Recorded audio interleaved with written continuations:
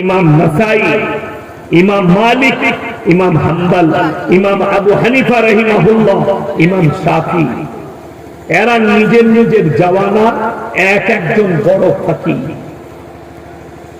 এক একজন বড় ইমাম। তারা এবং আজকের যুগে যতগুলো মুহাদ্দিস আছে, যত জ্ঞানী আছে, সবাই আজও কলম ধরে নবীজির পক্ষে লিখে যাচ্ছেন। যে লোকটা কারোর কাছে শিক্ষা নিল না, গোটা পৃথিবী সেই মানুষটার সম্পর্কে স্টাডি করে যাচ্ছে। জোরে বলুন সুবহানাল্লাহ। তিনাকে আল্লাহ কেমন বানিয়েছে। চলুন, এখানে এতজন মানুষ এসে বসলে, আরো যারা ফাঁক থেকে শুনছে, যারা শিক্ষিত আছে, স্কুলে গেছেন, এমএসসি, বিএসসি, বিকম এখানে আছে, একজন খালি দাঁড়িয়ে বলুন, পৃথিবীর প্রথম সভ্যতার নাম কি?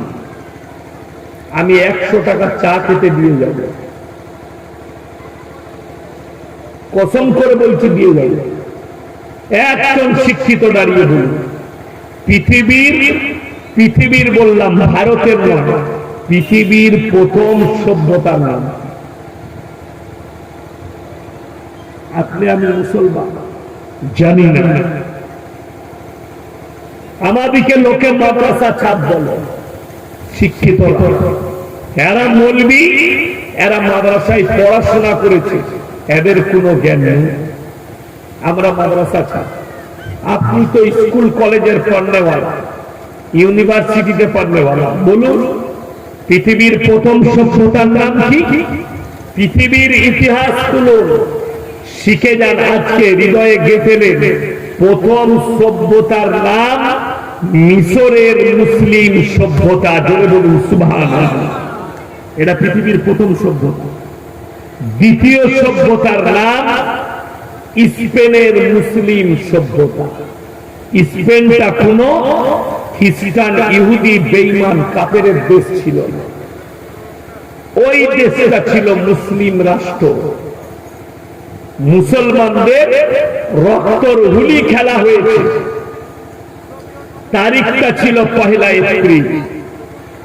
আজকে আপনি খুঁজলেন, আমাদের দেশের যতগুলো স্কুল আছে, কনভেন্ট আছে, স্কুল, কলেজ, ইউনিভার্সিটি, এইগুলোতে এপ্রিল ফুল পালন করা হয়। সেখানে মুসলিম যুবক যুবতীরাও অংশগ্রহণ। এতে কোনো সন্দেহ নেই।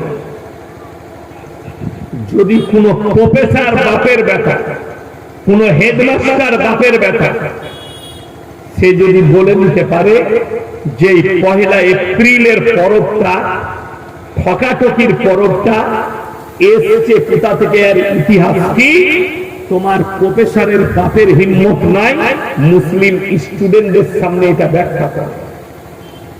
কেন? এই তারিখটা ছিল 1 এপ্রিল।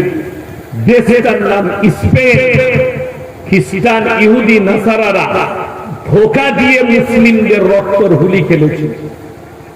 আজ স্পেনের বড় বড় মসজিদ আর মাদ্রাসাগুলো মদের বার আর দেহ ব্যবসার কারখানা খুলে রেখে দিয়েছে। বলুন নাউজুবিল্লাহ। দেশটা ছিল মুসলিম। তখন থেকে চালু হলো 1 এপ্রিল, এপ্রিল ফুল। আজকের দিনে মুসলমানদেরকে আমরা ঠকাতে পেরেছি। পৃথিবীর কাছে এটা ছড়িয়ে দাও। মুসলমানরাও জানো, এতে জড়িয়ে গিয়ে তাদের ঈমানকে ধ্বংস করে। আমার মুসলমান ভাই, এখানে যারা বসে আছে সকলে আমরা জানি, প্রত্যেকটা মুসলমান নর নারীর জন্য দ্বীনি ইলম হাসিল করা কি বাবা? কথা বলে না, কথা বলবে, ফরজ। আচ্ছা, কে কে জানেন না যে ফরজ নয়? সকলে জানে না? জানেন না? জানেন। জানার পরে কোন মুসলমান যদি ফরজ জিনিসকে ছেড়ে দেয়, গুনাহ কাবীরা। গুনাহ কি বললাম? কাবীরা, বড় গুনাহ। আজকে বলে দিই, দুঃখের সঙ্গে বলে যাচ্ছি, শুধু এটা কি থানা? দুর্গাচক থানা। এই দুর্গাচক থানা শুধু হলদিয়ার লয়, দুর্গাচক থানা মুসলমানদেরকে যদি সমীক্ষা করা হয়, কত পার্সেন্ট মুসলমানের কাছে দ্বীনি ইলম আছে? আমি চ্যালেঞ্জ ছুড়ে বললাম 95% মুসলমানের কাছে দ্বীনি ইলম নাই। ঠিক বললাম না ভুল বললাম? যদি কেউ বাপের বেটা হন, দাঁড়িয়ে আমাকে চার্জ করুন, আমি কিন্তু গোল আলু বক্তা নয়। যারা ফেসবুকে ইউটিউবে আমার বক্তব্য শুনেছে তারা জানে আমি কিন্তু গোল আলু বক্তা নয়।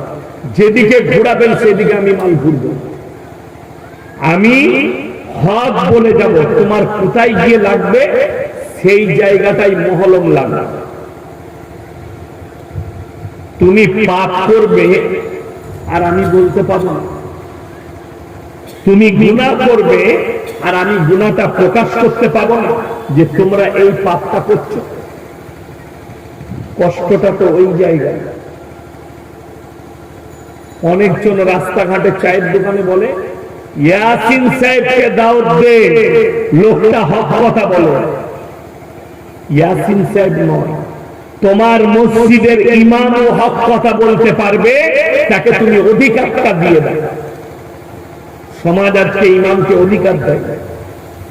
হক কথা বললে সকালবেলায় ইমামের চাকরি চলে যায়। কতগুলো দলিল দেবো আমি, জানি প্রমাণ দেবো। মেদিনীপুরের দেবো না, মেদিনীপুরটা আপনারা যাচাই করবেন। আমি আমার বর্ধমানে বীরভূমে দিয়ে দিই। বর্ধমান জেলায় রমজান মাসে মাইয়াত হয়েছে, মাইয়াতের জানাজা হবে। জানাজার জায়গায় ইমাম সাহেব দাঁড়িয়ে এলান করলেন, বাবাজিরা, যিনি মারা গেছেন তিনার সন্তান আছে, যদি কারোর কাছে কিছু করে তাকে ক্ষমা করবেন, কিছু পেয়ে থাকলে ঋণী থাকলে সন্তান পরিশোধ করবে বলবেন। হয়ে গেল। গ্রামের মোড়ল এরপর দাঁড়িয়ে গেল, বললে দাঁড়া আমি একটা কথা বলব। কি? সালাম আলাইকুম ভাই, জানাজার ময়দানে যত মেহমান এসছে তাদের জন্য খাবার আয়োজন করা হয়েছে, জানাজার নামাজ পড়ে খানা খেয়ে যাবে। ইমাম সাহেব বলল রমজান মাসে খানার এলান করা হারাম। আল্লাহর কসম খেয়ে বলছি, সেই ইমাম এখনো বর্ধমান জেলায় ইমামতি করছে, অন্য জেলায় বাড়ি। সকালবেলায় মসজিদ কমিটি তাকে তাড়িয়ে দিয়েছে। আজকে কিন্তু আমি এখানে জলসা করতে এসেছি, আমার কিন্তু চাকরি যাওয়ার ভয় নাই। ভয় আছে? আমাকে যদি বলেন হুজুর এত কড়া কথা বলতে পারবেন না, গাড়ি আমার দাঁড়িয়ে আছে, নামবো, চেপে যাবো, পালিয়ে যাবো, তুই বুঝে নে। আমি অন্য জায়গায় এসে এই কথাটাই বলবো, আমাকে দাওয়াত দিবি। তো সহ্য হলে দাওয়াত দিবি, না হলে দিস না। কিন্তু আমি আর বাইরে বলতে পারবো না।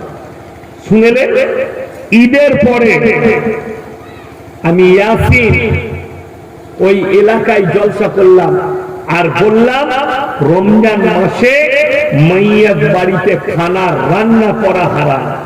তখন বলেছে হুজুর হক কথা বলেছে। আমি বললাম আমি বললে হক, আর তোর ইমাম বললে তাড়াবি?